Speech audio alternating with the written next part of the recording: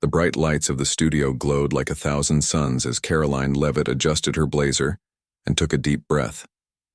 She had been on countless talk shows before, but tonight felt different. This wasn't just another segment where she would share her opinions or debate politics. Tonight, she was going head-to-head with someone who didn't just dominate Hollywood. He practically owned it. Robert De Niro. Karoline glanced at herself in the small mirror attached to the makeup station. Her blonde hair was perfectly styled, her makeup flawless. She looked confident, but inside she couldn't ignore the fluttering nerves. She knew what was coming. De Niro had made headlines recently for his outspoken views on everything from government policies to social justice movements. And while some praised him for using his platform, others criticized him for being out of touch. Karoline planned to challenge him directly, not because she wanted to provoke him, but because she believed accountability mattered, no matter who you were. Across the hall, Robert De Niro paced back and forth in his dressing room. His suit jacket hung over the back of a chair and his tie was slightly loosened. He rubbed his temples, trying to shake off the stress of the day. Filming for his latest movie had run late, and now he was stuck doing this talk show appearance. To make matters worse, he'd heard whispers that Karoline Leavitt, was going to grill him about his activism. "Who is she?" he muttered under his breath, scrolling through his phone to find information about her. What he found didn't impress him. A political commentator? Someone who got famous by yelling into a microphone on cable news? He rolled his eyes. People like her were dime a dozen these days, desperate for attention and willing to say anything to get it. Still, something about her name nagged at him.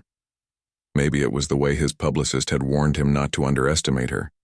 Or maybe it was the fact that clips of her previous debates kept popping up online, showing her tearing apart opponents twice her age with cold precision. Whatever it was, it left a sour taste in his mouth. Backstage, Jack Monroe, the host of the show, leaned against the wall, sipping coffee from a paper cup. He was known for keeping things light and entertaining, but even he could sense the tension brewing between his two guests. He glanced at his producer, who gave him a thumbs up. The plan was simple: let them talk, keep the conversation flowing, and hope for the best. But Jack had been in the business long enough to know when trouble was brewing, and this episode smelled like fireworks. As the countdown began, Karoline walked onto the set, flashing a warm smile at the audience. They clapped politely, though. She noticed a few curious stares. Was she really here to take on one of the biggest names in Hollywood? She sat down in the plush armchair across from Jack, crossing her legs neatly. Seconds later, De Niro appeared, walking slowly, but deliberately, toward his seat. The crowd erupted into applause, cheering wildly as if they were welcoming a king. Karoline forced herself to smile, though part of her wanted to roll her eyes. Of course they loved him. He was Robert De Niro. Who wouldn't? Jack greeted them, both warmly, cracking a joke about how everyone must be excited for tonight's discussion. "We've got quite the lineup," he said, gesturing between Karoline and De Niro. Two strong voices with very different perspectives. "I can't wait to dive in." Karoline nodded politely, but De Niro barely acknowledged her presence. Instead, he leaned back in his chair, exuding an air of casual indifference. If he thought ignoring her would throw her off, he was wrong. Karoline had spent years honing her ability to stay calm under pressure. She wasn't about to let his arrogance rattle her. "So, Robert," Jack began, turning to the actor, "you've been pretty vocal lately about certain issues. Can you tell us a little bit about what's been on your mind?" De Niro cleared his throat, straightening up slightly. "Well, Jack, I think we're living in a time where people need to speak up. Whether it's about climate change, inequality, or holding leaders accountable, silence isn't an option anymore. We all have a responsibility to use our voices." The audience applauded again, clearly eating up every word. Karoline listened carefully, nodding along as if she agreed. But when Jack turned to her, she wasted no time jumping in. "That's a great point, Robert," she said smoothly, leaning forward slightly. "But I have to ask, what exactly are you doing beyond speaking up? Because sometimes words feel empty without action." The studio fell silent. Even Jack seemed surprised by how quickly she went on the offensive. De Niro blinked, caught off guard. "Excuse me," he asked, his voice tinged with irritation. "I mean," Karoline continued, unfazed, "it's easy to stand on a stage or give interviews saying we should do better. But what steps have you personally taken to create real change? Have you donated to organizations working on these issues? Are you mentoring young activists? Or is it mostly just talking?"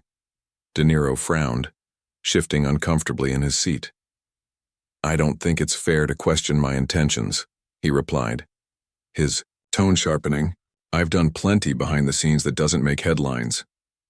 "But that's exactly my point," Karoline shot back, her voice steady. "If you're doing so much, why not share it? Transparency builds trust.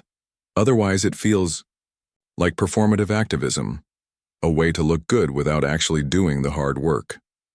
The audience murmured among themselves, unsure whether to cheer or gasp.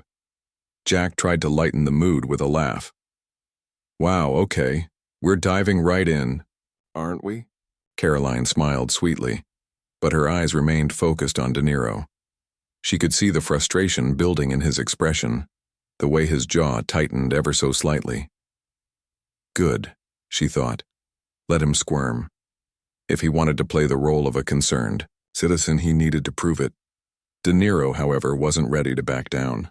"You know, Karoline," he said, leaning forward now, his voice dripping with disdain, "maybe instead of criticizing people who are trying to help, you should focus on what you're contributing. What have you done lately that's made a difference?" It was a cheap shot, and they both knew it. Karoline didn't flinch. "Funny you should ask," she said, her tone still calm but laced with steel. "I may not have billions of dollars or Academy Awards, but I spend my days educating people about the systems that hold us back. I write articles. I speak at schools. I volunteer with grassroots organizations. Not everything has to come with a red carpet." The audience erupted into applause, this time louder than before. De Niro clenched his fists, his face growing redder by the second. Jack, sensing the potential for disaster, attempted to steer the conversation elsewhere. All right, let's move on to something else." But it was too late. The battle. Lines had been drawn, and neither side was backing down. As the cameras rolled and the minutes ticked by, the entire nation watched as Karoline Leavitt held her ground against one of the most iconic figures in entertainment history. By the end of the night, millions would be talking about what happened and debating whose side they were on. The tension in the studio was palpable, like a storm brewing just beneath the surface. Jack Monroe tried his best to keep things light, but it was clear that the conversation had taken a sharp turn. Karoline Leavitt and Robert De Niro were locked, in a verbal sparring match, their words cutting through the air like knives. The audience, initially unsure how to react, began leaning forward in their seats, sensing they were witnessing something extraordinary. De Niro's face was flushed, his usual calm demeanor replaced by barely contained anger. He gripped the armrest of his chair as if trying to steady himself. "You don't know anything about me," he snapped at Karoline, his voice louder now. "You sit there with your rehearsed lines and act like you're some kind of expert on everything. But let me tell you something. You're not." Karoline didn't flinch. She leaned back slightly in her chair, crossing her legs again as if to signal she wasn't intimidated. Her lips curled into a faint smile, one that seemed to say, "Go ahead, keep talking." "I'm not claiming to be an expert on you, Robert," she replied coolly. "But I do think it's fair to ask questions when someone uses their platform to speak out. If you want to lead by example, then people are going to hold you accountable. That's how it works." The audience murmured again, some nodding in agreement while others looked uneasy. De Niro glanced at them briefly before turning his attention back to Karoline. "Accountability? Is that what this is about?" he said, his tone dripping with sarcasm. "Because last time I checked, I've been donating to charities for decades. I've supported causes long before it became trendy to do so. But you wouldn't know that because all you care about is tearing people down." Karoline raised an eyebrow, her expression shifting from calm to curious. "Donating to charities is great," she admitted. "But here's the thing. Donations alone don't solve systemic problems. Writing a check doesn't mean you're actively involved in creating solutions. Real change requires engagement, effort, and transparency. So, forgive me if I'm skeptical when someone talks a big game but doesn't show us the receipts. The phrase "show us the receipts" echoed in the studio, earning a few chuckles from the audience. Even Jack couldn't help but smirk, though he quickly masked it with a cough. De Niro, however, did not find it amusing. His eyes narrowed as he leaned even farther forward, practically glaring at Karoline. "You have no idea what you're talking about," he growled. "Do you even realize how much good those donations can do? Or are you too busy playing journalist to care?" Now it was Karoline's turn to lean in. Her voice remained steady, but there was a sharpness to it that made everyone pay attention. "Playing journalist," she repeated slowly, letting the words sink in. "That's rich coming from someone who plays roles for a living. At least I'm honest about what I do. I analyze, question, and report. You, on the other hand, seem content to dabble in activism without committing fully. And honestly, Robert, that's not leadership, that's posturing." The room fell silent. For a moment, it felt like time itself had stopped. De Niro stared at her, his jaw clenched so tightly it looked like it might crack. The audience held their breath, waiting to see what would happen next. Even Jack seemed frozen in place, unsure whether to intervene or let the moment play out. Finally, De Niro broke the silence. "You really think you're better than me, don't you?" he spat, his voice rising. "Some nobody with a microphone thinks she can lecture me on how to live my life? Give me a break." Karoline blinked once, then twice, as if processing what he'd just said. Then, without missing a beat, she responded. "I never said I was better than you, Robert. In fact, I respect your work as an actor. What I'm questioning is whether you're using your influence responsibly. There's a difference between speaking up and showing up. Words are important, yes, but actions matter more." Her response drew scattered applause from the audience, though many still seemed torn. Some were clearly rooting for Karoline, impressed by her composure and wit. Others sympathized with De Niro, feeling defensive of the legendary actor. Meanwhile, Jack struggled to regain control of the conversation, throwing in a weak joke about how they should save their energy for dessert. But neither Karoline nor De Niro was ready to back down. De Niro waved a hand dismissively, shaking his head. "You're impossible," he muttered. "Absolutely impossible. Do you even listen to yourself? You sound like one of those internet trolls who sits behind a keyboard all day tearing people apart for fun." This time Karoline laughed, a genuine full-bodied laugh that caught everyone off guard. "Oh, Robert," she said, shaking her head, "if only I were that lucky. Trolls get to hide behind anonymity. Me? I'm sitting right here saying these things to your face. And trust me, if I were trolling, I'd make it a lot worse." The Guide audience erupted into laughter, unable to resist her charm. Even Jack cracked a grin, though he quickly tried to steer the conversation back on track. All right, let's remember we're here to have a discussion, not a boxing match," he joked nervously. De Niro ignored him, his frustration boiling over. "You're unbelievable," he said, pointing a finger at Karoline. "Completely unbelievable. Do you even care about making a difference, or is this just about getting attention? Because that's exactly what this feels like, a cheap stunt to boost your profile." Karoline tilted her head, studying him as if he were a puzzle she was trying to solve. "If wanting to hold powerful people accountable makes me a stunt performer, then guilty as charged," she said with a shrug. "But here's the thing. Attention isn't inherently bad. It's what you do with it that matters. If our little chat tonight gets people thinking critically about celebrity activism, then maybe it'll be worth it." Her words hung in the air, lingering like smoke after a firecracker goes off. De Niro opened his mouth to respond, but nothing came out. For the first time since the segment began, he seemed at a loss for words.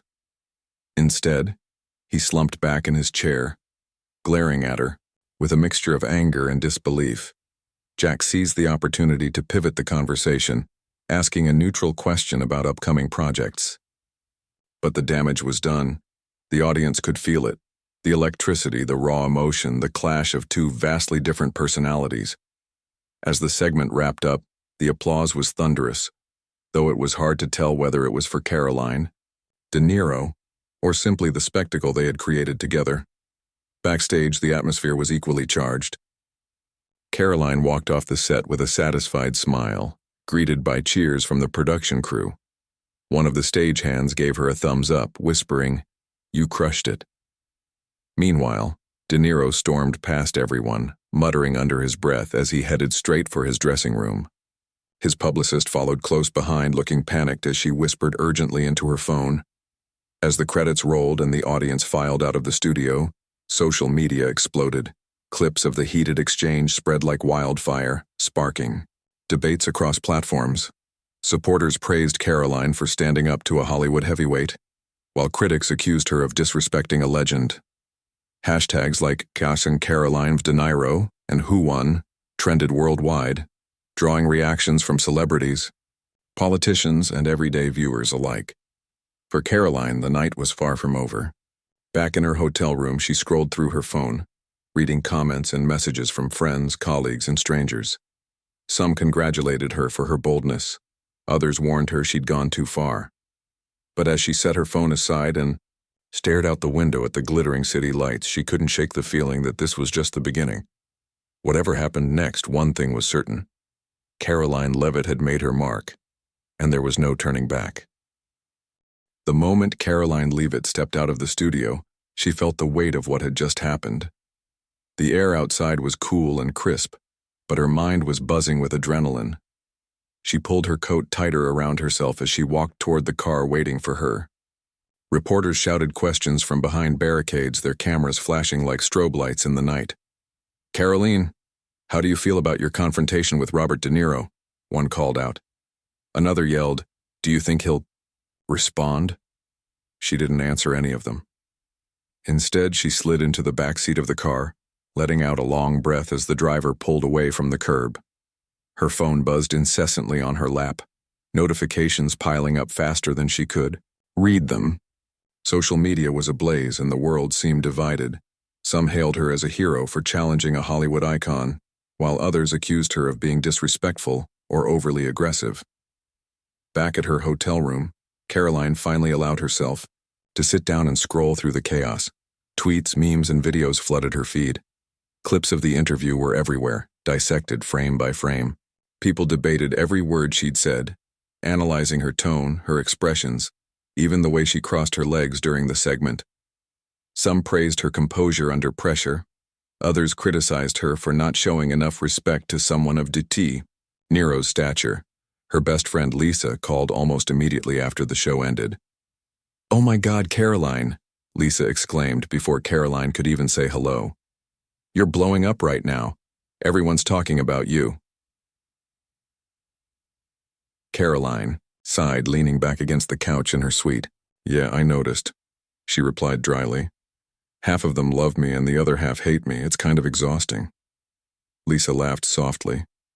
"That's what happens when you go toe-to-toe with someone like De Niro. But seriously, you handled yourself so well. Did you see how red his face got?" "Priceless." Karoline chuckled despite herself. "It wasn't easy," she admitted.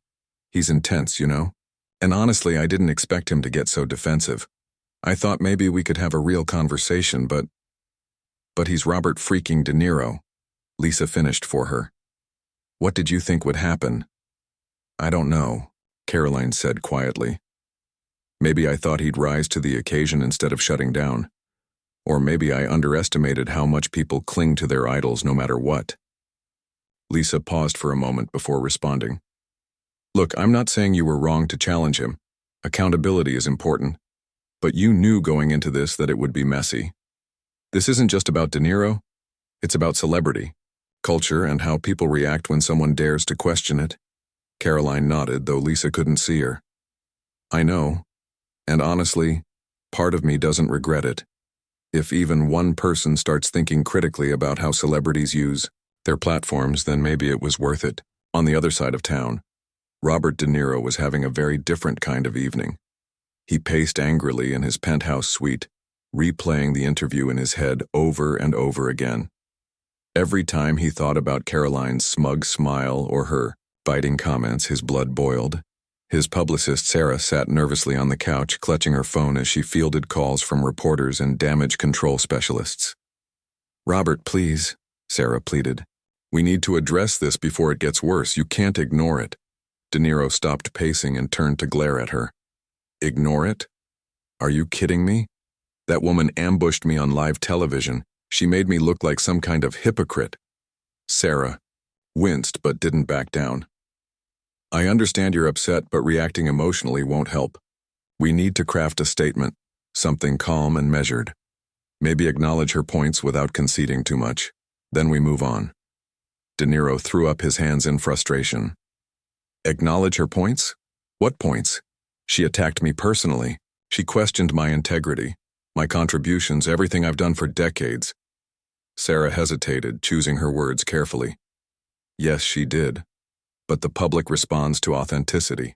If you come across as defensive or dismissive, it'll only fuel the narrative that you're out of touch. We need to take the high ground here." For a moment, De Niro looked like he might explode. But then, slowly, he sank onto the edge of a chair, rubbing his temples. "Fine," he muttered. "Write something. Just make sure it doesn't sound like I'm apologizing to her." As Sarah got to work drafting a statement, De Niro stared blankly at the wall, replaying the interview, again in his mind. He couldn't shake the feeling that Karoline had gotten the better of him, not because she was smarter or more articulate, but because she'd tapped into something deeper. Doubt. Doubt about whether he truly understood the issues he spoke so passionately about. Doubt about whether his actions matched his words. Meanwhile, online, the debate raged on. Late-night comedians had already turned the confrontation into material for their monologues. One joked that Karoline should be given a medal for surviving an encounter with the scariest man in cinema. Another quipped that De Niro's reaction proved he was still capable of delivering Oscar-worthy performances, even if they weren't scripted. News outlets dissected the clash from every angle. Some framed it as a clash of generations, young versus old, new media versus traditional power.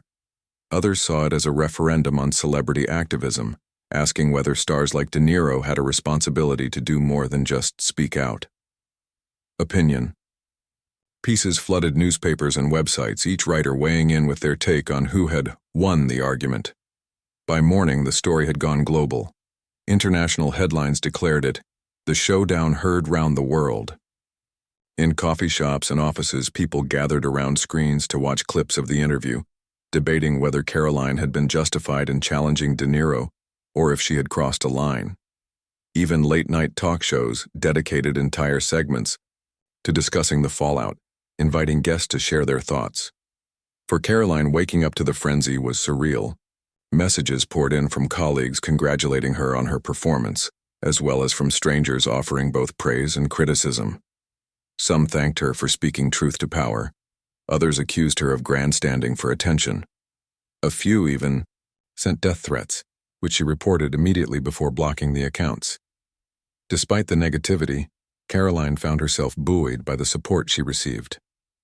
Friends reached out to remind her why she did what she did, to hold people accountable regardless of their status. And while she knew she'd become a polarizing figure overnight, she also recognized the opportunity it presented. Her name was now attached to a larger conversation about accountability, celebrity influence, and the role of public figures in shaping societal change. That afternoon, Karoline met with her manager, Daniel, at a quiet cafe near her hotel. They sat in a corner booth, sipping coffee as they discussed the aftermath of the interview. "You're trending everywhere," Daniel said, sliding his phone across the table to show her a graph of her social media mentions. "This is huge exposure for you." Karoline frowned, stirring her coffee absent-mindedly. "Exposure isn't always a good thing," she reminded him. "A lot of people are angry with me. Some of the comments are pretty ugly." Daniel nodded sympathetically. "I know, but controversy comes with the territory when you speak your mind. The key is to channel this momentum into something positive.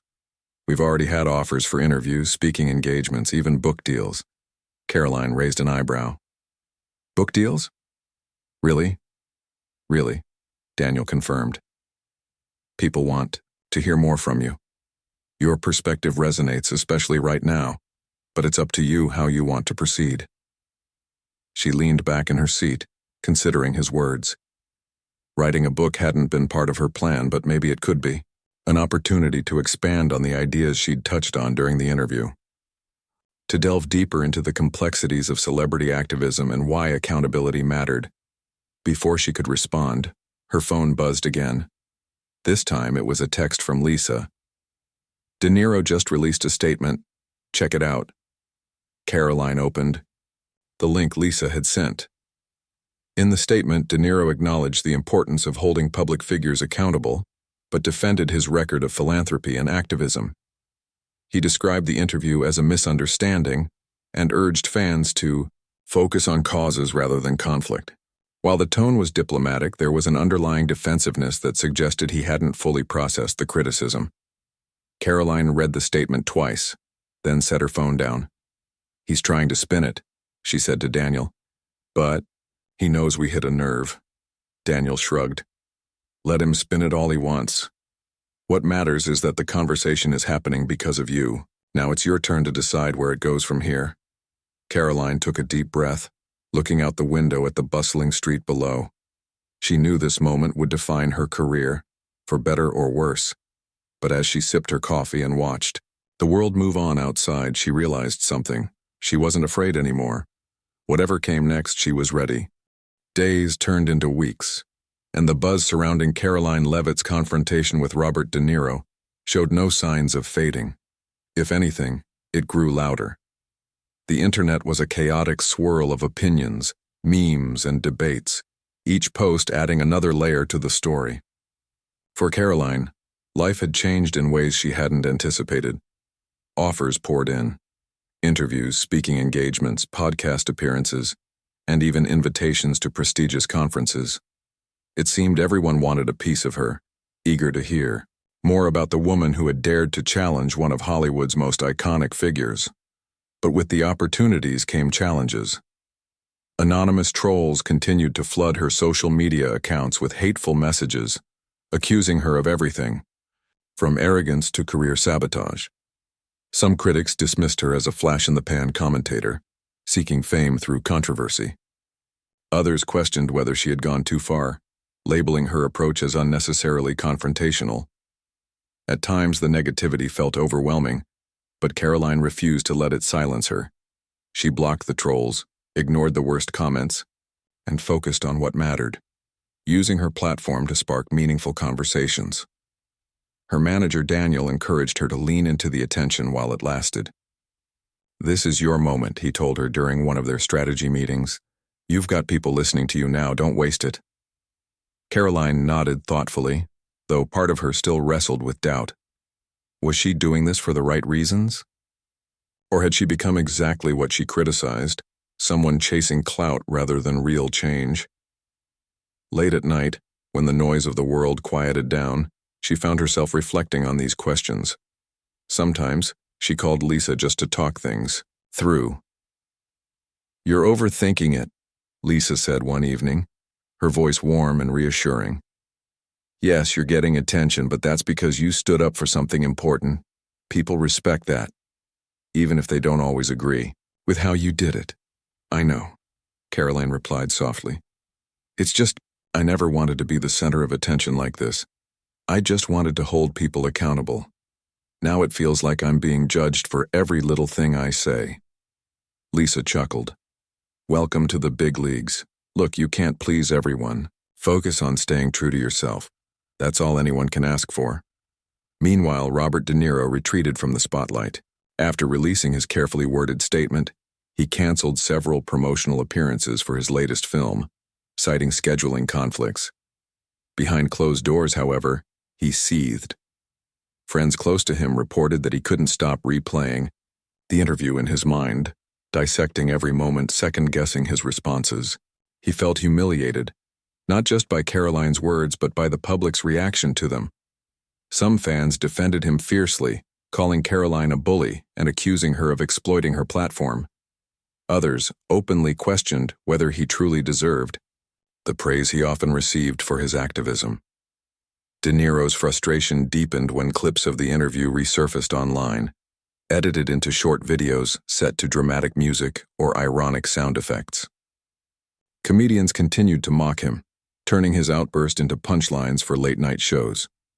One sketch featured an actor impersonating De Niro yelling at a waiter who suggested splitting the bill, a jab at his fiery temper during the interview. Another depicted him throwing a tantrum in a grocery store after being asked to recycle properly. Each joke stung, reinforcing the perception that he had lost control under pressure. His publicist, Sarah, tried to reassure him. "These things blow over eventually," she said gently. "People have short memories. Once the next scandal happens, they'll forget all about this." But De Niro wasn't so sure. He couldn't shake the feeling that Karoline had exposed a vulnerability he hadn't realized existed. For years, he'd prided himself on using his fame to advocate for causes he believed in. Yet now, faced with criticism, he wondered if his efforts had been enough, or worse, if they had been performative, as Karoline had accused. The thought gnawed at him, eating away at his confidence. In small towns and big cities across America, ordinary people weighed in on the debate. In coffee shops, bars, and living rooms, conversations erupted about celebrity influence and responsibility. Some argued that stars like De Niro had a duty to do more than just speak out. They needed to take concrete action. Others believed celebrities were simply doing their best, given their busy schedules and demanding careers. A few even joked that maybe Karoline should run for office, citing her ability to handle tough situations with poise. The controversy also sparked discussions in schools and universities. Professors incorporated the incident into lectures on media, studies, political science, and sociology, asking students to analyze the dynamics at play. What did it mean for a relatively unknown commentator to challenge a global icon? How did power and privilege factor into the exchange? And what lessons could be learned about holding public figures accountable? For Karoline, navigating this new reality proved both exhilarating and exhausting. She appeared on several news programs to discuss the aftermath of the interview, fielding questions from hosts who ranged from sympathetic to skeptical. During one appearance, a particularly combative interviewer pressed her on whether she regretted confronting De Niro. "Do you think you went too far?" he asked, leaning forward in his chair. Karoline paused, choosing her words carefully. "I don't regret asking hard questions," she said finally. "Accountability is uncomfortable, it's supposed to be. But I also recognize that there's a difference between challenging someone and attacking them personally. My goal wasn't to embarrass Robert De Niro. It was to start a conversation about the responsibilities that come with having a platform." Her answer earned nods from some viewers, though others remained unconvinced. Critics accused her of backpedaling, claiming she was trying to soften her stance in response to backlash. Supporters, however, praised her for standing firm while acknowledging nuance. As the weeks passed, Karoline began working on an op-ed to address the controversy directly. She spent hours drafting and revising, determined to strike the right tone. When it was published, the piece resonated widely. In it, she acknowledged the valid criticisms of her approach, admitting that perhaps she could have framed her questions differently. But she also reaffirmed her belief in accountability, arguing that holding people to higher standards, even celebrities, was essential for progress. "We live in a time when words carry immense weight," she wrote. "When someone with influence speaks out, we listen. But listening isn't enough. We must also ask, what comes next? Are actions matching rhetoric? Are promises translating into tangible change? These are fair questions, not attacks. And yes, they might make us uncomfortable, but discomfort is often the first step toward growth." The op-ed drew praise from unexpected quarters. Even some of her harshest critics admitted that her arguments held merit. Meanwhile, Robert De Niro read the piece privately, sitting alone in his study with a glass of whiskey. To his surprise, he found himself nodding along to parts of it. Her acknowledgement of nuance struck a chord, reminding him of conversations he'd had with friends who shared similar concerns about celebrity activism. Slowly, almost imperceptibly, De Niro's perspective began to shift. He started reaching, out to organizations he'd supported in the past, asking how he could contribute more actively. He attended meetings, listened to experts, and explored ways to amplify grassroots efforts rather than simply writing checks. While he didn't publicly acknowledge Karoline's role in prompting this introspection, those closest to him noticed a subtle change in his demeanor, a newfound humility that hadn't been there before. Months later, the dust began to settle. Clips of the infamous interview still surfaced occasionally, but the fervor had died down. Karoline returned to her regular work as a commentator, though she was now recognized wherever she went. Fans approached her in airports and restaurants, thanking her for inspiring them to think critically about power and privilege. Others stopped her to argue passionately about issues she'd raised, eager to engage in dialogue. De Niro, too, re-emerged gradually, focusing on his craft while maintaining a quieter presence in the public eye. His tone softened in interviews, suggesting he had learned something from the experience. Though he never explicitly apologized to Karoline, his actions hinted at a deeper understanding of the complexities she had highlighted. And then, at a charity gala months later, fate brought them together again. They crossed paths briefly near the bar, exchanging polite greetings. Neither apologized nor did they delve into old grievances. Instead, they shared a brief, cordial conversation, one marked by mutual respect rather than animosity. As they parted ways, De Niro glanced back at Karoline, offering a slight nod. She smiled faintly, recognizing the gesture for what it was, a silent acknowledgement that their clash had served as a catalyst for larger conversations about accountability and responsibility. Though neither would admit it openly, both walked away from the encounter changed, not enemies but unlikely participants in a cultural reckoning that had rippled far beyond their initial confrontation. The charity gala was an elegant affair, held in a grand ballroom adorned with crystal chandeliers and soft golden lighting. Guests mingled beneath the glow, dressed in designer gowns and tailored suits, sipping champagne as they discussed philanthropy and politics. The event brought together people from all walks of life, celebrities, activists, business leaders, and ordinary citizens united by a shared desire to make a difference. Karoline Leavitt stood near the edge of the room, holding a glass of sparkling water. She wasn't much of a drinker, especially not at events like this where she needed to stay sharp. Her presence had drawn curious glances throughout the evening, though no one approached her directly. She suspected many were hesitant, unsure how to engage with someone who had become such a polarizing figure. Still, she didn't mind the solitude. It gave her time to observe. Across the room, Robert De Niro moved slowly through the crowd, greeting acquaintances with polite nods and handshakes. He looked more relaxed than he had during their infamous interview months earlier, though there was still a hint of guardedness in his expression. His public appearances had been sparse since then, but tonight, he seemed determined to put himself out there again. When their eyes met briefly over the heads of the crowd, Karoline offered a small smile before turning her attention back to the conversation happening nearby. It wasn't until later in the evening that their paths finally crossed. They found themselves standing near the bar waiting for their drinks. For a moment, neither spoke, each pretending to focus on something else. The bartender mixing cocktails, the hum of chatter filling the air. But eventually, De Niro broke the silence. "Hey," he said simply, his voice low but clear. Karoline turned to face him, surprised by the casualness of his tone. "Hi," she replied, matching his brevity.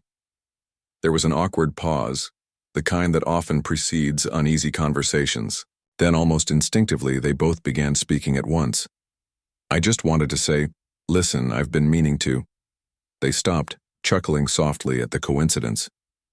"You go first," Karoline said, gesturing toward him. De Niro hesitated, choosing his words carefully. "Look, I know things got heated between us, and maybe I came off as defensive. But I've thought a lot about what you said that night, about accountability and action. It made me reconsider some things." Karoline blinked, taken aback by his candor. She hadn't expected him to bring it up, let alone admit to reflecting on their exchange. "I appreciate that," she said after a beat. "It takes courage to acknowledge when you might have missed the mark." He nodded, his gaze steady. "Yeah, well, I guess we're both here trying to make sense of the world in our own ways. Maybe I underestimated yours." His words hung in the air, simple yet profound. Karoline felt a flicker of admiration for him. Not because he was Robert De Niro, Hollywood legend, but because he was willing to admit fault. That wasn't something everyone could do, especially someone with his stature. "I'll be honest," she admitted, leaning slightly against the bar. "I didn't expect you to take it so personally that night. My goal wasn't to attack you. It was to challenge ideas. Sometimes, though, intentions don't always translate the way we hope." De Niro smiled faintly, a trace of self-deprecating humor in his expression. "Yeah, well, I'm not exactly known for being easygoing under pressure. Ask anyone who's worked with me. They'll tell you I can get intense." This time, Karoline laughed outright. That's one way to put it. Their conversation flowed naturally after that, shifting from the past to the present and even hints of the future. They talked about their respective passions, his, work in film and activism, her efforts to educate and hold power accountable. There was no animosity now, only a mutual curiosity about how their paths had intersected in such a dramatic way. As the night wore on, other guests noticed them talking and whispered among themselves.